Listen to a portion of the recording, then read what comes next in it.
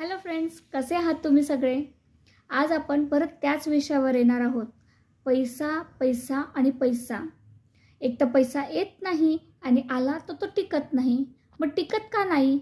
बघा, आपण पूर्वीपासून ऐकत आलो आहोत, थेंबे थेंबे तळे साचे. मग जर थेंबे थेंबे करून तळं साचतं, तर थेंबे थेंबे करून तळं आटतं देखील ना. मग जे आपल्याकडे साचलेलं तळं आहे, त्याला सांभाळायचं कसं हे देखील आपल्याला जमलं पाहिजे. नाहीतर त्यातून फक्त आपण उपसत राहू आणि शेवटी आपल्याकडे काहीच नाही राहणार. आपण कंगाल होऊ. आणि बऱ्याच लोकांचं कंगाल होण्याचं कारण माहिती आहे तुम्हाला काय? ईर्ष्या, जेलस वृत्ती, कंपॅरिंग. ही असली लोकं ना, एक तर खूप कर्जबाजारी होतात, डिप्रेशनमध्ये जातात आणि फायनली सुसाईड करतात. मी खोटं नाही बोलत किंवा मी विदाऊट प्रूफ बोलतही नाही.